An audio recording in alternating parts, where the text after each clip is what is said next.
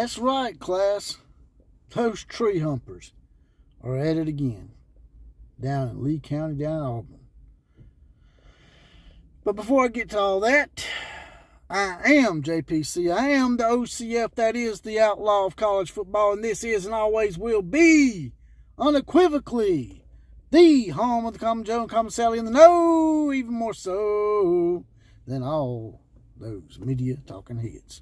Y'all thought I was going to break out in song for a bit there, huh? Be like Grease or some shit.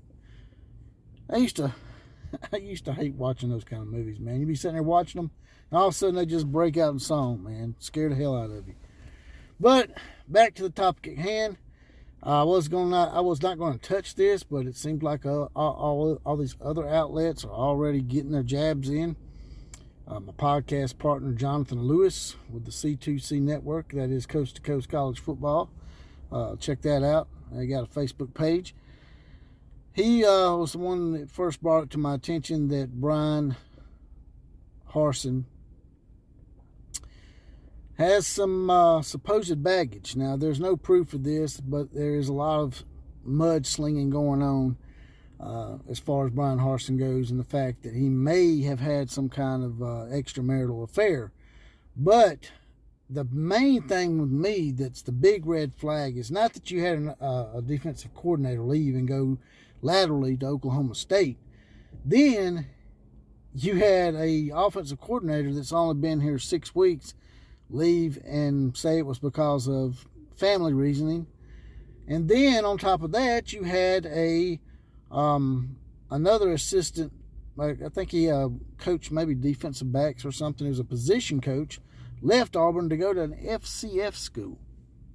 Now, technically by the title, the FCF school was an offensive coordinator's job, so by title that might be considered a promotion, but not really when you're going down a level in college football. That's the big red flags. If it's just one person leaving, that'd be one thing, but you got multiple people leaving. And then you have this crazy extramarital affair crap that's being slung out there by the Auburn Boosters, in my opinion. And that's the problem with Auburn. It ain't Bryan Harsin. It ain't the fact, even if he is having an extramarital affair and he's this big-time demonic coach that nobody can get along with, I think it comes down to a little bit of both. I mean, there is some stuff there with Bryan Harsin, obviously, but Auburn's problem is they seem like they can't get out of their own way. Right now, like I mentioned in the lead up, they have a number one basketball team in America right now. You think that would be something they could concentrate on, but once again, their football is taking precedence because now they're talking about getting rid of their coach after just one season. That's just crazy. And I told my podcast partner, Jonathan Lewis, that I had a gut feeling about this, that maybe, just maybe, and this is not no fact or anything that I've actually seen or heard, but it's just a gut feeling that I get that maybe Bryan Harsin doesn't really like it down here. That maybe it's not a cultural fit for him. Because as you know, he come from way, way off in Boise. He was from Boise State. He was a coach there at Boise State, done rather well at Boise State. So it's not like that he was a Gene Chizik coming from Iowa State with a 2-9 record. He was done pretty good at Boise State. They brought him in down here. And I just don't think it ever fit. I just don't think he personally likes it down here. And he may be actually trying to get these people down in Lee County to fire his ass. Or let him go. And he's already made his... how I'm not even sure what his contract was, but I'm sure it was millions of dollars that he's probably already made, and if they get rid of him, they're going to have to give him a buyout. Now, if there's some kind of extramarital stuff going on that's connected to the university directly, then they could probably fire him for just cause. But is that going on? Is that something that the Auburn Boosters and alumni dredged up or made up to basically sling mud on this guy so they can get rid of him? And I know a lot of good Auburn people out there, but and I'm not just saying this because they're one of my chief rivals of my team. I'm saying this because it's pretty much a given.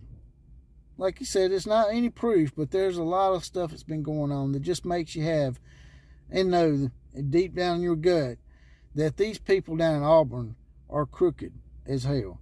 That's the problem. They're going to have to get their boosters in check, get some of their alumni in check, even some of the administration in check, and quit constantly backbiting each other. From what I understand, there's like 2 or 3 different factions down there that can't agree on shit. They come together for a short period of time to hire a coach, and then if one of the other faction feels like the coach was more a choosing of the other faction, then they start backbiting and trying to get rid of them and shit. I mean, just take Tommy Tuberville, for example. Yeah, he had a bad year there at the end, and he lost to Alabama 36-0 in his final game against Alabama. But it was one bad game. The dude had beat Alabama 6 years in a row, I think. No other coach in Auburn history has ever done that. Even their idolatry worshipped Pat Dye never did that. Tommy Tuberville was run out of Auburn. And that was the biggest mistake Auburn ever made, is getting rid of Tommy Tuberville. Hell, the man's got a winning record against Nick Saban. So, in closing to all this, I think that, yeah, Bryan Harsin, he's probably got a very quirky personality that's probably rubbing a lot of people the wrong ways, but he never had that issue at Boise State, is my issue in all this, and people saying that about Bryan Harsin, that he's some kind of he's some kind of demon coach or something. That shit never happened at Boise State that I've ever heard of. I ain't hear anybody say a bad word about Boise State and Bryan Harsin. So it makes me think, like I said, that either he's intentionally trying to get dismissed because he doesn't like it down here, or the Auburn Boosters and alumni and some of their more crooked, affluent, rich boosters and alumni are dredging this up to try to get rid of him because they can't get out of their own way. And the only way Auburn's ever going to be even close to what Alabama's doing is they're going to have to do exactly what Alabama did with Nick Saban and give him the keys to the castle and tell all the boosters and alumni to get out of the way and shut the hell up. Same thing goes with LSU and Texas. Same thing. And that's all I got to say about that. Like, share, comment, and subscribe to this channel. And as always, KMCA to all the other teams.